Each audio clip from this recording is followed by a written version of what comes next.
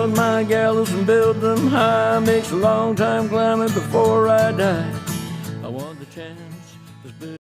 Hello everybody, welcome to the match. I'm Matty.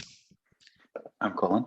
How's it going, I'm Colin? looking forward to my tea. Aye, good mate. I'm looking forward to my tea. So let's get Basher on. Let's get back. So I think we're all right. We're on safe ground. We'll no end up talking about food because that's normally short bangers. If we have that when we've started eating, it's a fucking nightmare. Right, so the match we're looking at Hibs 4-1 win in Livingston. Get right into the nitty gritty. Colin, starting lineup.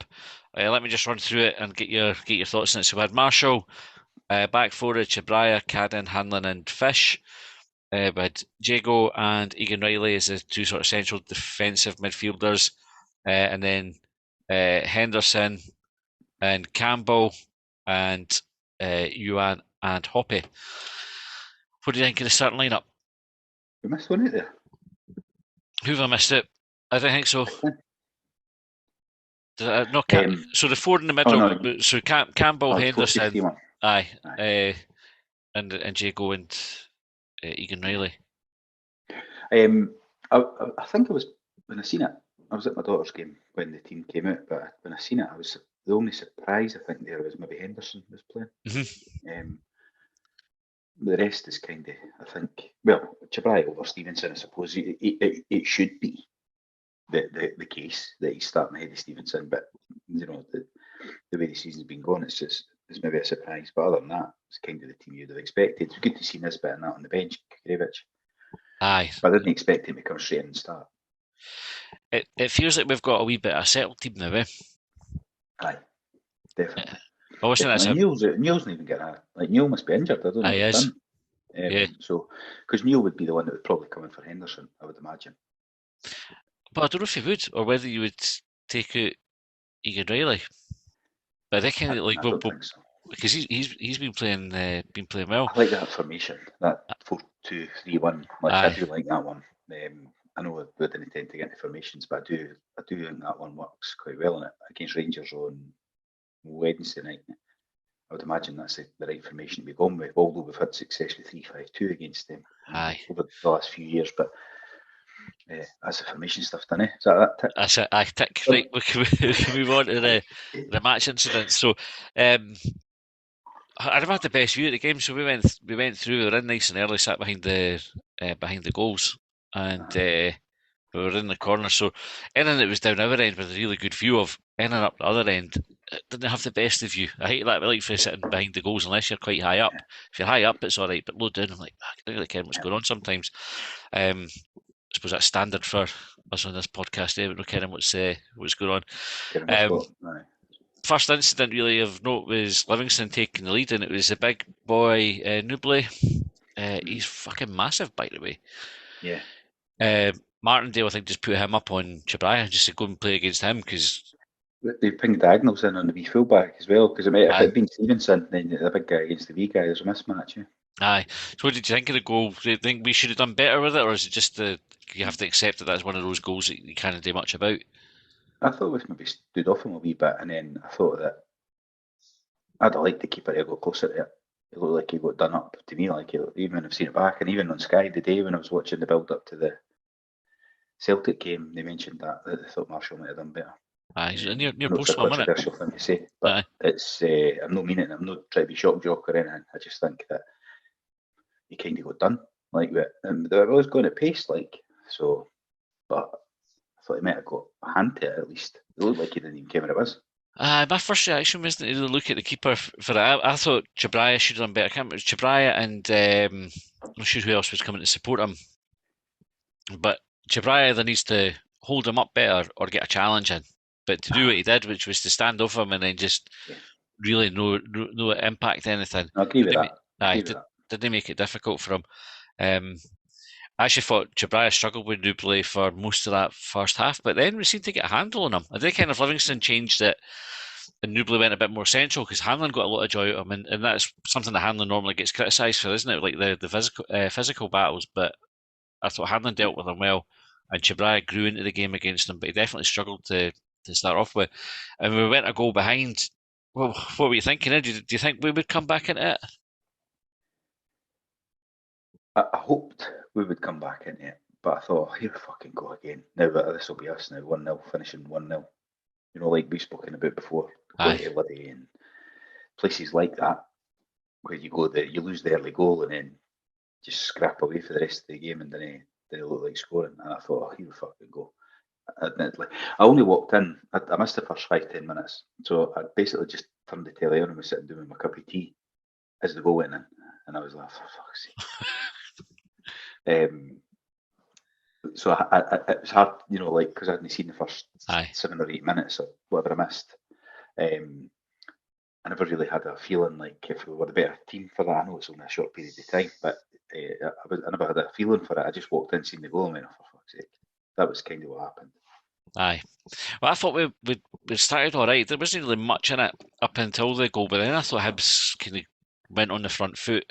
And probably just maybe about 5 minutes before we actually did equalise, I'd said to Josh, I think we're going to win this. Like, I just had it looked, the only thing that I thought might have happened was how it went the earlier game in the season at Almondvale where we battered them and lost. You know, we got the equaliser and then they went up the park and scored, and then, like you said, just sort of saw it out.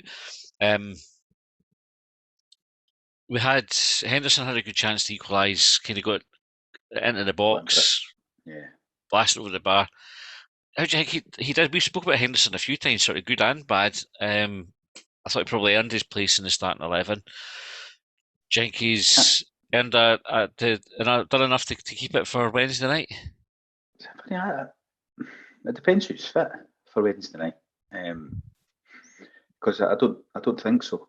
If others are available, no. But I've read a few comments in that. Folk do think he had a good game, but I just thought he was all right. Like I never thought he'd done anything great or anything that bad either, other than that shot, which was bad. Aye. So I've not really got an opinion on it. I don't think he's a first team pick if everybody's available. What I would say about Henderson yesterday, and it probably goes for a few of the players, is that it's a really difficult game to judge people on because of the way that, like the way Livingston play, the way the games end up, and it's not just against us. If you watch Livingston games on sports, you see the amount of times it's just like headers and the ball bouncing up in the air, and it's always like physical battles. I'm not saying Livingston, I'm not using the cliche about Livingston being a physical team. A gang as my brother-in-law put it. Aye. But I was saying, I'd been on that Livingston podcast. Was it you and the guy? Yeah, you and he's saying our midfield's like it's all midgets, 5'7" and aye. that. So I don't know. I don't know if that's just a perception we've kind of created and we're happy to run by, or if it's actually true. So I think they have big players at either end of the pitch. Like their centre halves are big. That's obviously big. Nubly's huge. But I think it's the way that the game goes with the ball.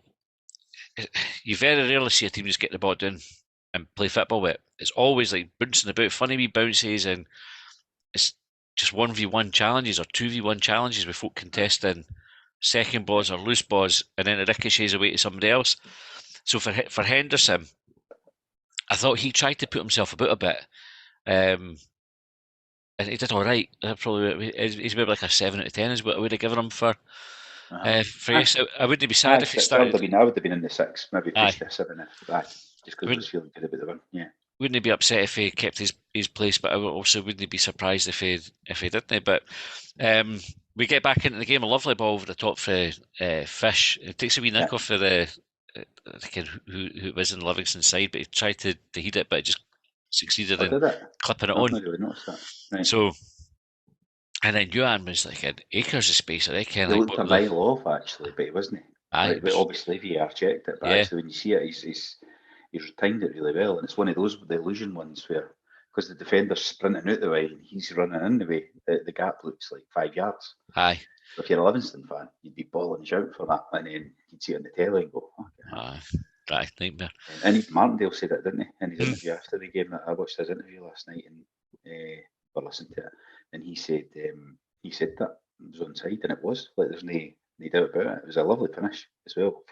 Very, very calm, wasn't it? I wasn't expecting it. I kind of was, but in a way, I wouldn't have been surprised if he'd missed it either. You know what I mean? Aye. Well, it's funny because round about us, you're going to be getting a bit of stick because he was doing like he would do one brilliant thing, but immediately follow up with a bad decision.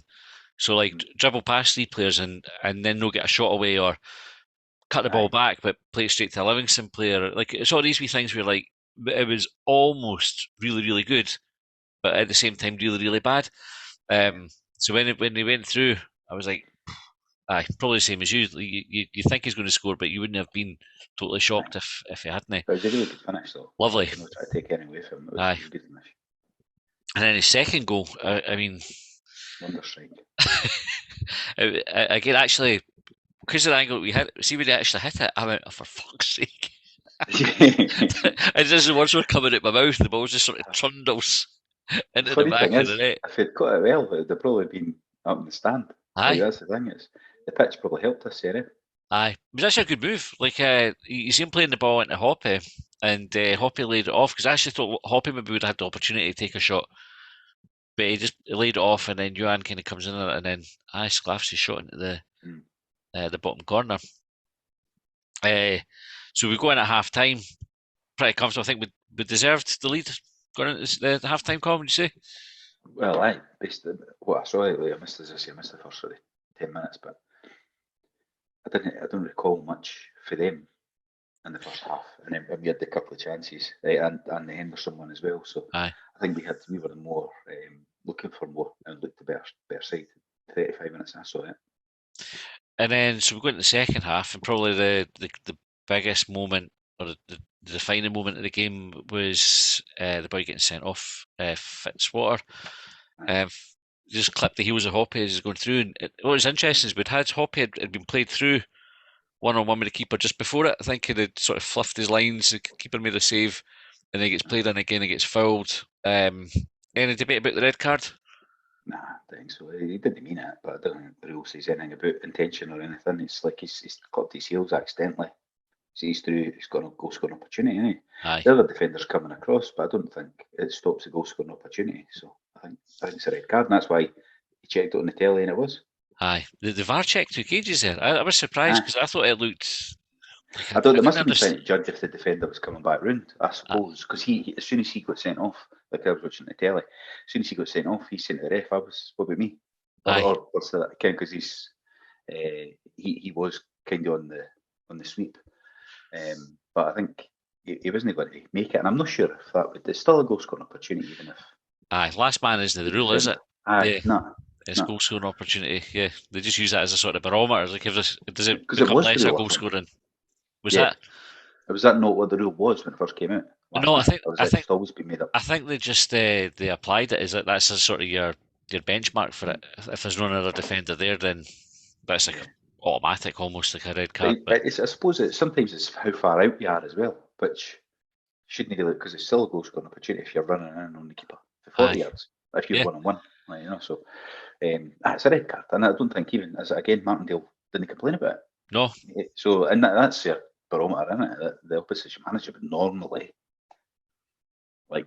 complain about something like that if they think it's unjust, even if they're in the wrong. But they didn't accept it because it's a red card. And unfortunate for the boy, because he never meant it. He wasn't trying to hack him down. It wasn't like you're saying that he's even tried to do what Lundstrom done earlier this season. It's not. It's just accidental. Yeah, but what can you do? It's no Hoppe's fault that he got fouled. Like, that's it. So, and the rules red card. And then it's funny because Livingston ended up going down to 9 men. Omionga. Oh, actually, we scored before. I'm trying to think. Remember the period play. They made the subs. The centre half had to go. Got injured. Omionga got injured. They were kind of going down left, right, and centre.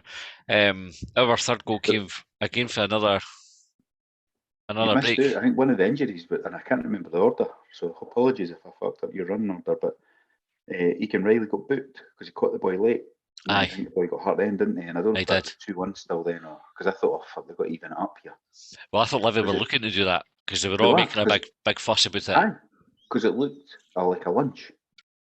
But I think he probably just done enough to only get booked for it because he wasn't high enough, and he got the ball first. But then that doesn't always matter if you get the ball either. So if I remember the incident right, I think he'd been fouled. So I think the referee was giving Hibs a free kick. All right, okay. Didn't pick that up for listening to Cliff and maybe I'm wrong, because I thought we got the free kick for it, and that was maybe what saved him, the fact that he'd been fouled, and that might have affected how he'd gone into the... Aye, because it did look like a... Because I went, oh, fuck, at the time, because I thought that's a lunge and he'll miss a Rangers game now. You could see how it would be given. It's not that bad. It wasn't that great, but it wasn't that bad either. It wasn't a red card. I don't think it was a red card. I need to watch it back. I think they probably got it right, and I've not watched Sportscene or anything to see what their opinion on it was, if they even showed it. And if they didn't show it, then that tells you quite a lot. They showed it, but I think they made a big deal about it. The Sportscene was fucking shite last night. Didn't they did the analysis on 2 of the goals? Do you know, it's like they spent fucking ages on, obviously, in Rangers, going through and fine detail on it. Aye. We didn't even get the goals covered. Like, they showed them in the footage, and then... I've seen it on... I've seen the goals back today on Sky Sports, because it was on before the Celtic game. And they never showed that. They just showed the goals. They never showed that red card, or that potential red card. But they checked on the VAR again for fucking ages. Aye. And they did take ages with VAR yesterday. It just looked clumsy or lungy or both. Anyway, we get third goal. Chris Cadden gets played in the right. The game sort of had opened up by this stage, and we were getting sort of plenty of opportunities to get in behind them. Cadden's bombing through, opts to cut it across to Yuan, who's in for his hat trick, to be fair. And, I think it was the right decision, actually. Across. So it was a good bit of play, because they broke out the box. I've seen a similar goal at my daughter's game yesterday. They broke out the box, but there was only 2 of them, and Yuan played a cracking ball for Cadden in his space, and then Cadden piled on. And I suppose he could have got the shot away, but I think he's probably shooting at the near post, which is obviously where Newbley scored his one. But I think cutting it straight across was maybe the right option, but then it was just a fucking unlucky for them again. If there's, imagine their boys on their podcast, they must be fucking unlucky. Aye. Or lucky bastards. Didn't mean that. Fucking lucky goal, third goal. You know what I mean? And then the fourth goal was like, oh come on, the fourth goal. But the third goal was good. It was good. But it was good to see a breakaway like that. And Cadden piling on like that. I know. Cadden had a good game. I thought, for the whole game, I thought he played well. Looked sort of back to his best, if you like. It was a bit unfortunate it never reached Yuan, because it would have been nice for him to get his hat trick, assuming he would have had to tap in. But Bionga, second goal for Hibs. His best one. Best one. His first one was a peach minder. That was a top corner one. And then we round off the game. So Kukorevic and Nisbet come on. Nisbet gets played through again. This is one of these ones where they went to VAR, checking it for ages, because he was offside, but because the defender had played it back, the defender effectively played everybody onside. At that point, so the ball was, I thought Nisbet was offside. Aye, Nisbet was. The first one. So when the ball gets played, Nisbet's offside, but the defender, in trying to cut it out, plays the ball, and because he's made a deliberate attempt to play the ball, it's like a second stage of play comes in there. So he's then played everybody onside, because you can't be offside for a defensive touch. No, I didn't realise that. I'm looking at it going, Nisbet looks offside to me. Like, I've not, and obviously you never got lines on Hibs TV. Aye. So how are we not getting that? If the defender hasn't touched it, Nisbet would have been offside. So I think the linesman's maybe no clicked. The defender's got the touch that he had on it. He's put his flag up. Obviously, Kukorevic has followed it up nicely and just knocked it in. Brave Nisbet, no, by the way, because he got clattered. He could have got clattered even worse. I'm not saying it wasn't deliberate again, but it was one of them. It was they both going for the ball, and he could have got himself up. When he's been out as injured as much as he has been, you could imagine you would think there might be a doubt in your mind, but clearly wasn't. So it was good to see. It was good. I laughed because I thought, fuck me, he scored again. He said, no, this boy never got to score a goal that's allowed. It looked like he was going to go that way. He even looked to sell when he seen the flag. He was like, oh, fuck's sake. He's that must be brilliant for him, though, having been in a wee run of scoring, injured for that long, to come straight back on and get a goal. Similar to how Nisbet did when he came back and got straight in amongst the goals. So, and then the referee, I think there was 99 minutes on the clock when that goal went in. Was it? Because of the VR check on the offside, it must have been about 4 minutes. Aye. We didn't see the board going up. Because I was like, fucking, we must have hit the 90-minute mark by now, but I've not seen the board, or they never announced it to say. Yeah. I know that I heard how many minutes were to go, and then obviously the ref gave the goal and just went, fuck it, that'll do.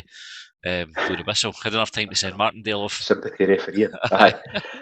I was caught on camera. Yeah, by the way, I was going to ask, see when you stick your middle finger up, do you stick your thumb out as well? Like that? And, nah. I never do that. Like, I just go the middle it finger. would be like that. Is that what he did? Did he do it? Aye, with the thumb, aye.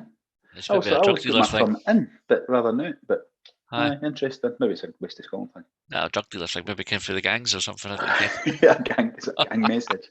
Because it's one of them. It's like it's like kind of the Ouija's have sort of started this thing with obviously the thumb going out on the middle finger, but they've also done the. I've seen it as more in the written word. But Kevin, you used to say "shut the fuck up." Aye. Did you say "fuck up" now? Aye. Fuck up's a different thing. Fuck up's making a mess of something. Aye, that's when you made a mistake. Aye. And it's like you're missing words out here. You can't cut the words. They're crucial to the sentence. See what I found out. This is maybe one for short bag as well. Found happened to me as folk get text, and when they went to say like I went to the shops, they put I went to the shops. It's like I know. I don't get it in adult form, but definitely daughters would do that. Aye, it's like it's not saving any letters or anything. It's not like an abbreviation. It's just wrong. Anyway, right. 4-1. So we will go and talk about the talking points for the game. Now we've run through the sort of the match action in great forensic detail. It's like Monday Night Football, isn't it? Him and Gary Neville and Andy Gray and Richard Keys. Oh no. But modern, but without all the cancel stuff. Right. So thanks for listening. If you want to hear more, we'll have Longbangers out Monday night. Unless you're a subscriber, you'll get it tonight, which is Sunday. We'll cover all the talking points, and we'll have extra time where we are going to look at the resurgence of Hibs since sort of the January window under Lee Johnson and the reasons behind it, which will be interesting. Right, thanks for tuning in. We'll see you next time.